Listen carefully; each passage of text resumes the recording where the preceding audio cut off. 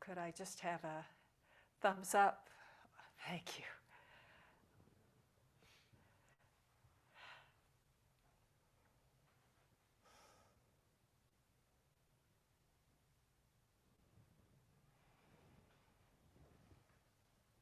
So welcome, everyone, to this midsummer Thursday night talk at Mountain Cloud. Still in the wake of our summer session, continuing to embody this practice-realization. Even as we search, inquire within, allow deep stillness right in the midst, and explore. Our sitting in the way of practice realization brings up the practice of pilgrimage, wandering with the wind, or following in the direction of your toes, finding our way home, truly home, without going anywhere. As Joan Rikroshi put it, being on the way without ever leaving home,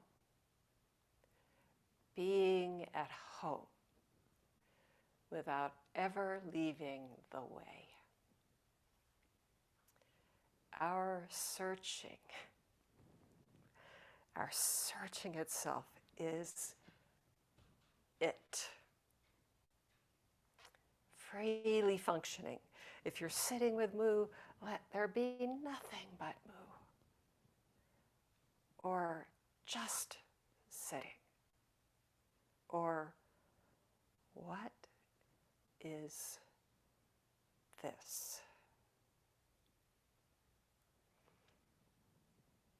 This evening, I'd like to take up a koan that speaks to the heart of pilgrimage, the practice of asking, seeking, being on the way, and the fact, the reality, the world that is embodied, expressed, realized, without remainder in our every step.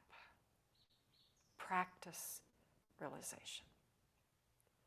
So this is Shoyoroku, or the Book of Equanimity, Case 10. And it's included, Mumon included it in the Mumonkan, our Gateless Gate, as Case 31. The case, the text of the case is variously translated, but it's the same in both collections. But the commentary and verses that frame it suggest different nuances in how the case can be seen, or maybe tasted, or weighed. One Mumon's version has a kind of weighing in it. I chose this Shoyoroku 10 version because rather than weighing who sees more clearly what degree of enlightenment, what if we just listen? What is the koan function? Is there a turning word for you? Here's the case. These cases in the Shoyoroku all begin, it's often omitted, but with this word that is often translated attention, or sometimes just presenting. So, attention. A monk once asked an old woman, "What is the way to Taizan?" The old woman said, "Go straight on." After the monk had gone a few steps, she said, "This good, honest priest goes off that way too." Later, a monk told Joshu about this. And Joshu said, "Wait a bit. I will go and see through the old woman for you." The next day he went and asked the same question. And the old woman also made the same reply. On returning, Joshu said to his disciples, "I have seen through the old woman of Taizan for you." That's the case.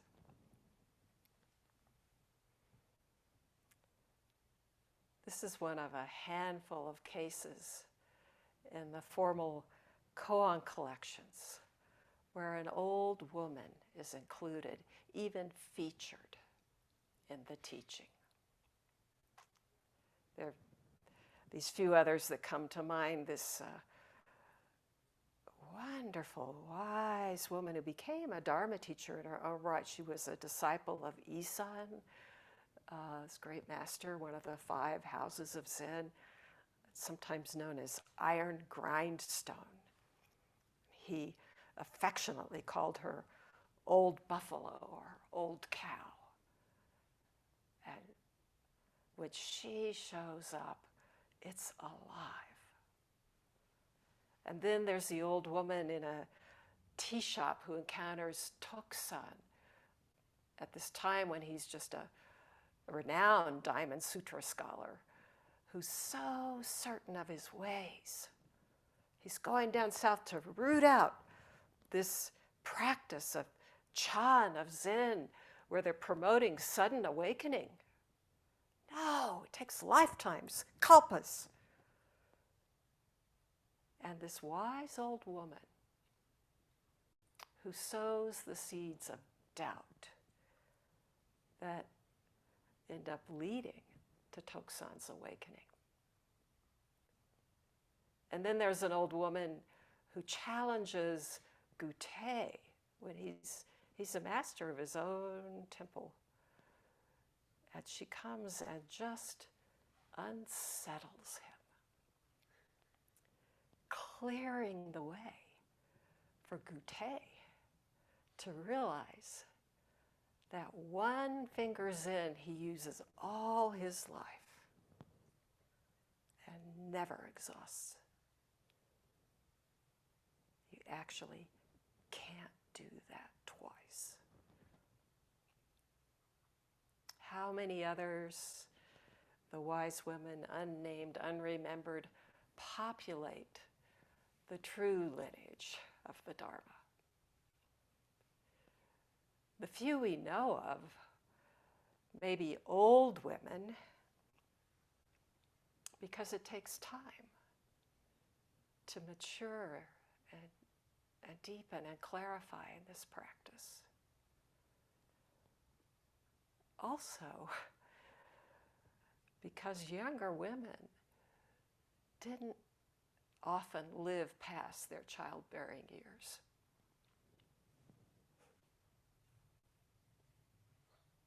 So in this case, encountering Joshu, great Master Joshu, teaching his monks, she's known as the old woman of Taizan. Taizan, this pilgrimage site among these 5 sacred mountains of Chan, of Zen, and the Tang Dynasty. There are hermitages there at these 5 mountains, just dotting the landscape. And then this one highest peak, Taizan, a geography of homecoming, the place to go, the holy of holies, believed to be the dwelling place of Manchusri, this Bodhisattva of great wisdom.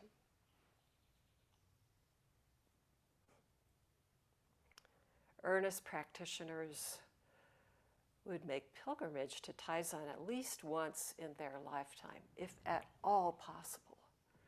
So Joshu's disciples go, sincere, obedient, seeking to touch the heart of the matter.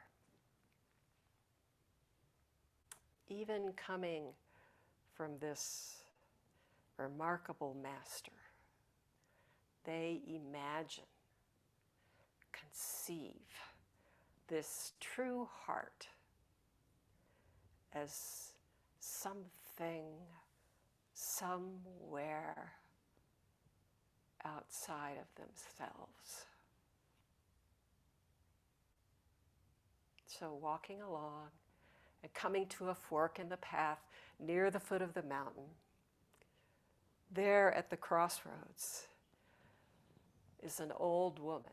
She's apparently selling tea at the side of the road, maybe a tiny shop. And the monks stop, drink tea, and ask for directions. What is the way to Taizan? The monks are talking geography. Right, left, near, far, up, down. But the answer that comes back at them is about the fact itself, Taizan itself. Go straight on.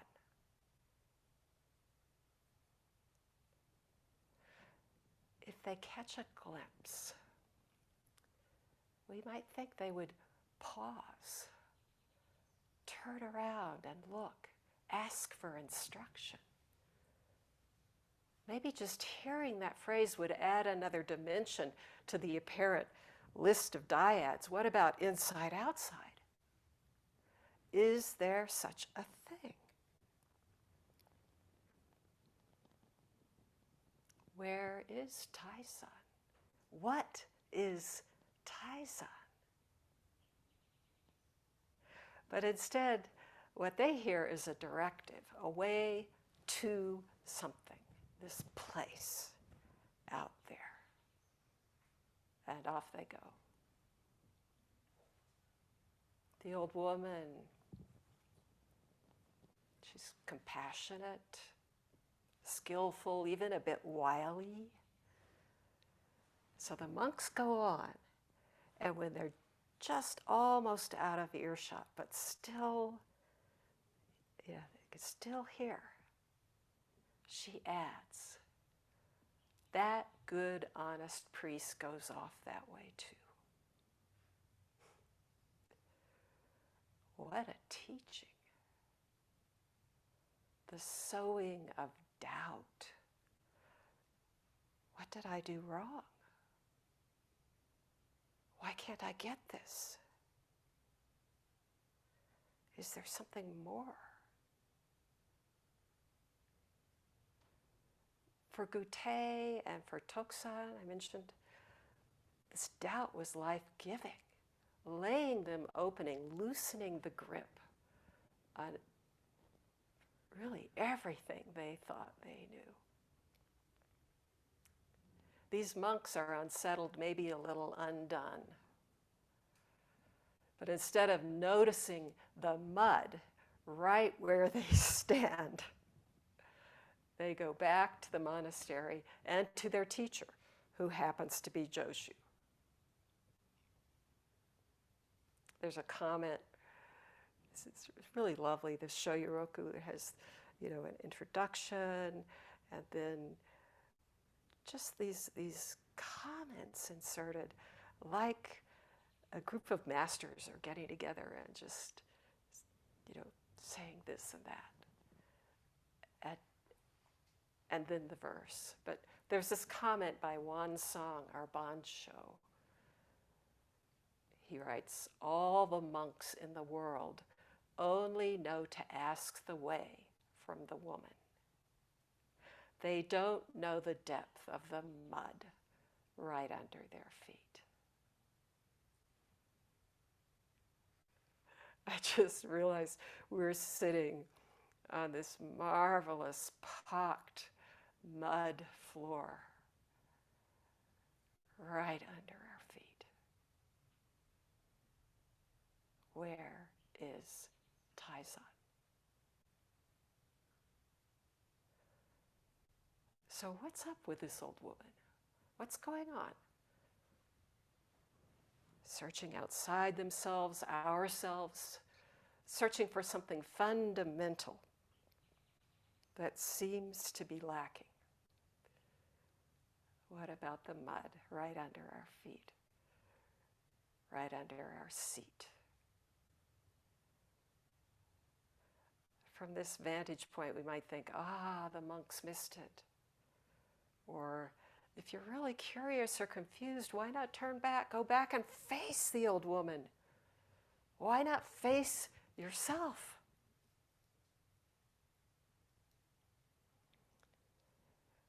I often feel, this is an understatement, grateful for these monks who don't see on our behalf. We don't see. Or maybe we could just see more clearly. So Joshu listens, takes it in, and goes off to see through the old woman for us. This scene unfolds in exactly the same manner, the text says. Joshu goes and asks, what is the way to Taizan? What is the way to Taizan? Actually, he's showing it right there. Then the old woman answers, go straight on. And again, just total exposure. Go straight on. Joshu walks on. Every step, Taizan. And just before he's out of earshot, the old woman comments, that good, honest priest goes off that way too. Right there. Every word, each sound, there's the highest peak.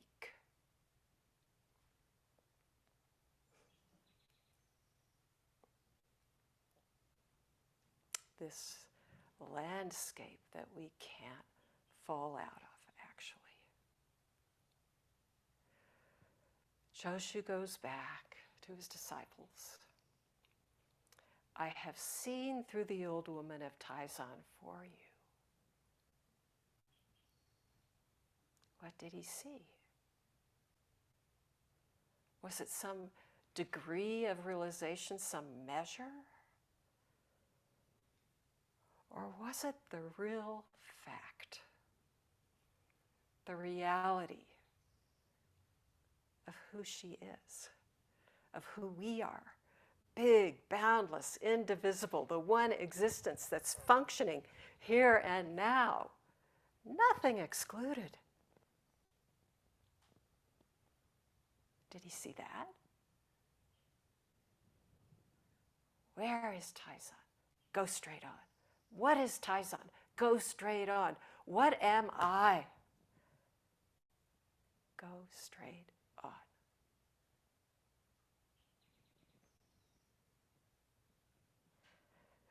Years ago, my root teacher, Ruben Habito, many of you know Ruben, and his family went to Japan for 2 years, a kind of exchange of faculty, and he taught at a university in Kyoto.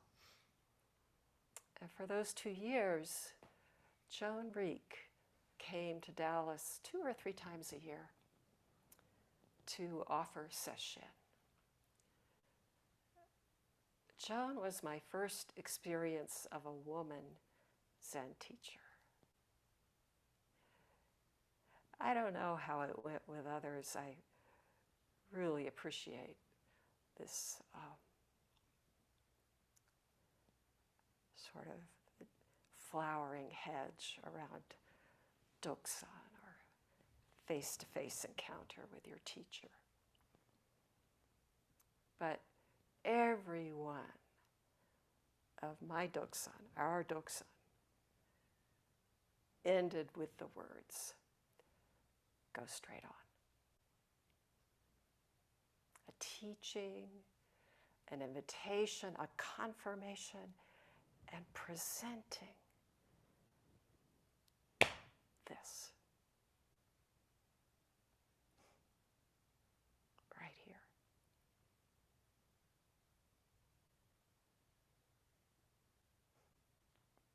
Right here.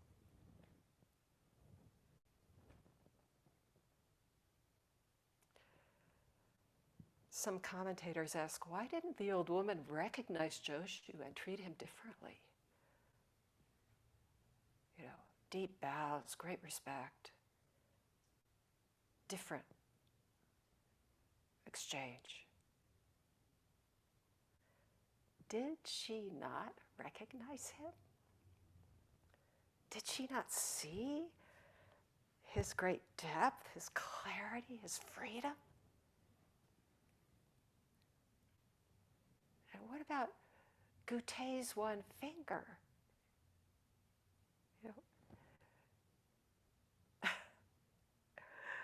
just lifting this finger. I remember Ryon talking about Ryon Roshi when he was first practicing with this teaching of Gute, this one finger Zen. He sat in Zazen and just stared at his finger. Can you really see? Sun, moon, stars, candle on the altar, pain in the knees, pain in the heart. Go straight on. Nothing excluded, never exhausted. That's Gute's way, that finger. And go straight on is this old woman's way. So, what is your way? You, through and through this reality that you can't help but convey, that you're soaking in, each one of us.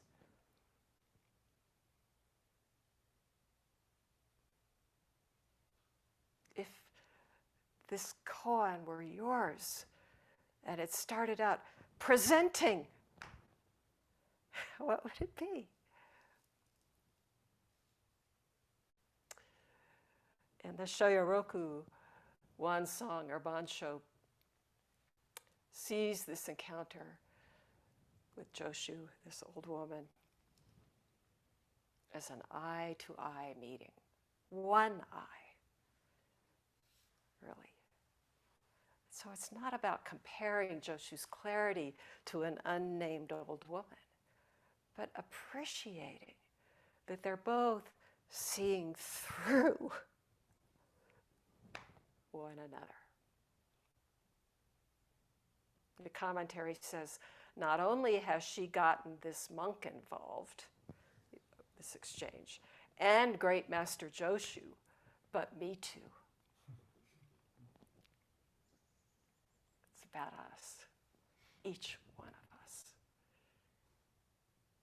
So what's it like to see through, go straight on? Meeting Joshu, what does she see through? What is the way to Taizan? How transparent is that? Right there, right here.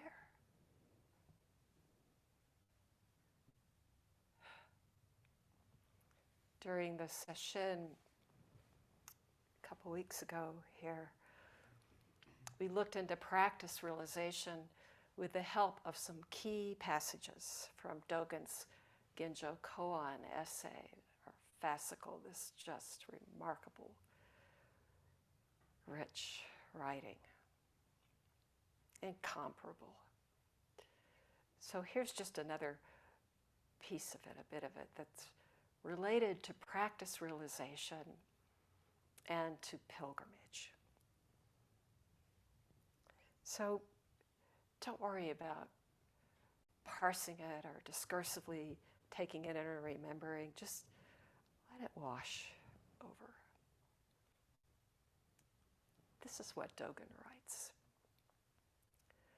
A fish swims in the ocean, and no matter how far it swims, there is no end to the water.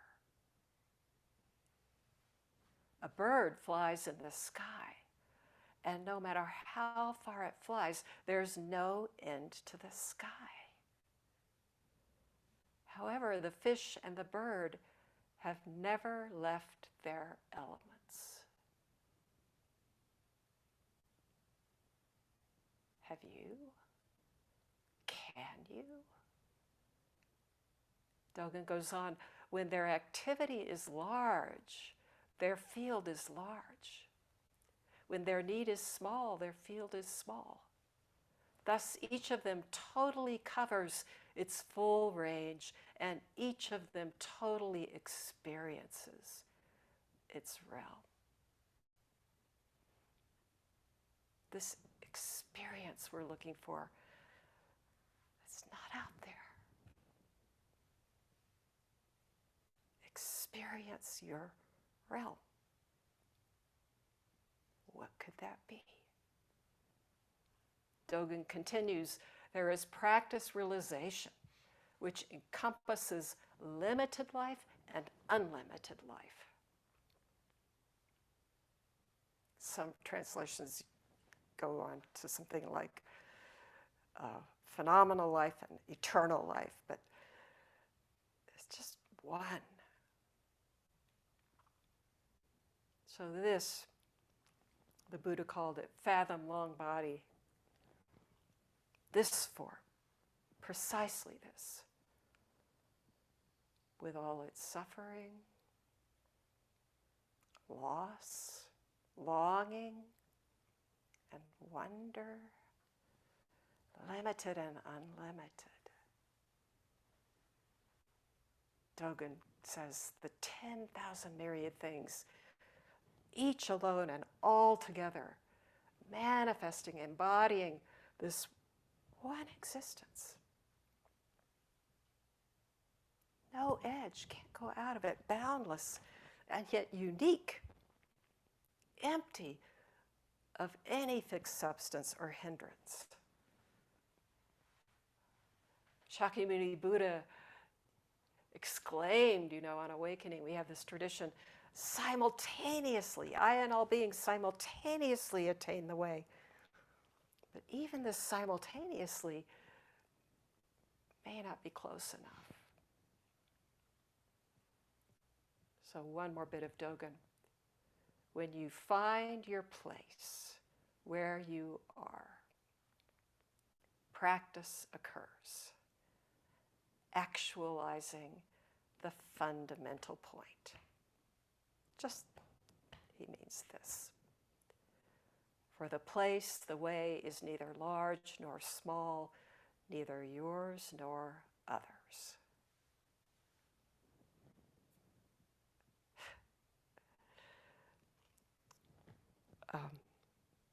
There's another exchange that I like to touch on. It comes up for me so strongly when I turn to this old woman of Taizan. It comes to us, we know about this through case 29 in the Denko-roku, or transmission of light. Just as a pointer, I'm not going to read the case. But this is the, so to speak, transmission between Bodhidharma, this 28th ancestor, and his disciple and successor, Huike, or Eka. this, we say eye to eye, but again, one eye, just sharing this world, just immersed in this recognition. So they've been together now some 8 years, and Huike or Eka had practiced long before. They're out walking in the mountains. And they come to a fork in the path. And Huike, Eka, he walks frequently in those mountains. He knows the paths. So Bodhidharma asks, which way shall we go? And Eka, Huike, says, go straight on. Bodhidharma says, if you go straight on, you cannot move a step.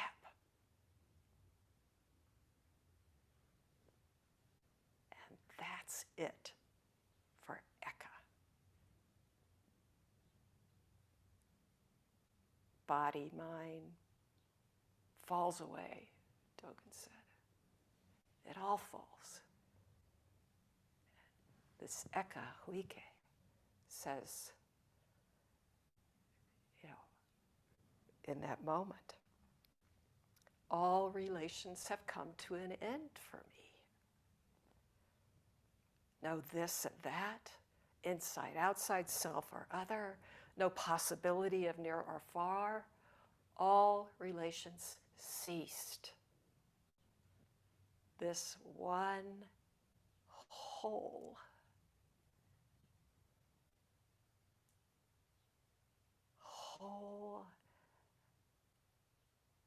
empty, and whatever you pick up is all of it. Dogen puts it, no creature ever falls short of its own completeness. Wherever it stands, wherever you stand, it does not fail to cover the ground. Go straight on. Does not fail to cover the ground.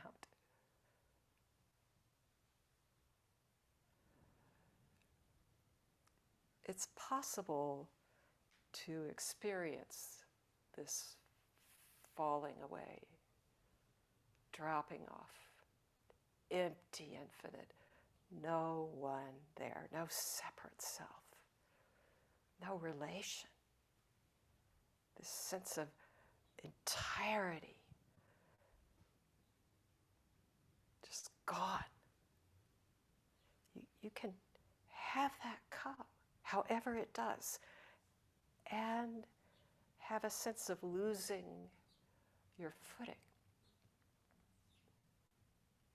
losing one's footing in this ordinary saha world, this world where we live and move and, so to speak, have our being.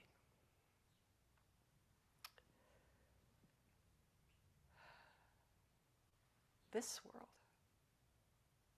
things to do, people to help, the moment at hand, whatever it may be, to engage.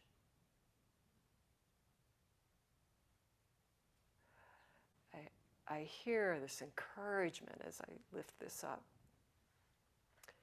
from Yamada Konroshi, from others. Just keep practicing, keep practicing. But anyway, this losing a foothold, this somehow getting lost in emptiness, is not what happens to Eka. He names it, this thoroughgoing oneness, no relation. Nothing outside of this, one and none. Then Bodhidharma asks, doesn't it mean that all has simply become extinct?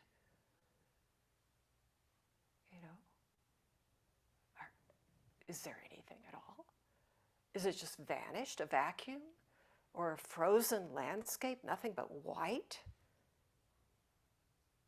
nothing but this white transparency. Eka says, no, it has not simply become extinct.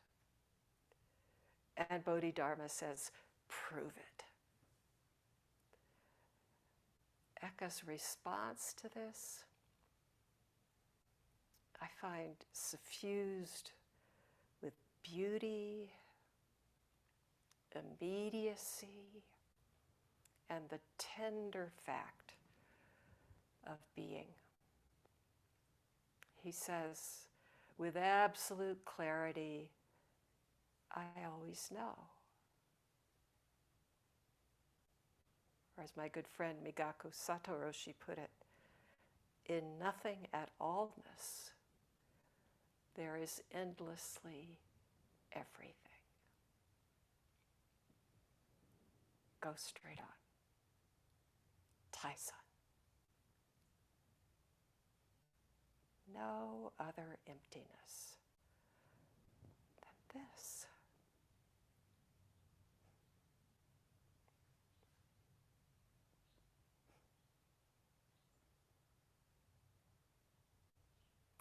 There's no foothold, no step, nowhere to go. And yet, here we are. Practicing, realizing, finding what's ours to do. Shifting around a little because we've been sitting a while.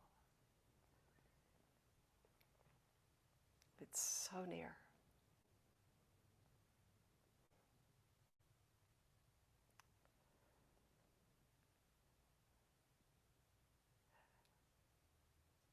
I would end with go straight on. But there's this poem I'd like to share first. It came up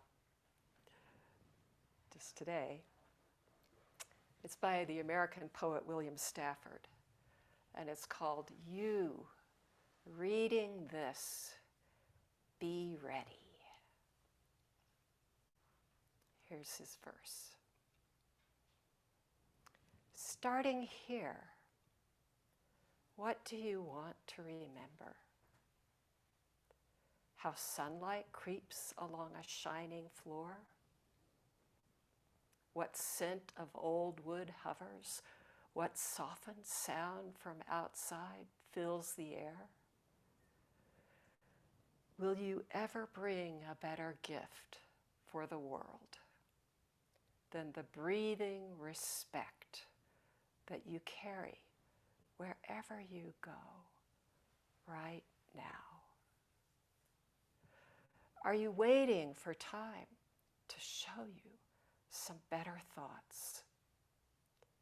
When you turn around, starting here, lift this new glimpse that you found. Carry into evening all that you want from this day. This interval you spent reading or hearing this, keep it for life. What can anyone give you greater than now? Starting here, right in this room, when you turn around.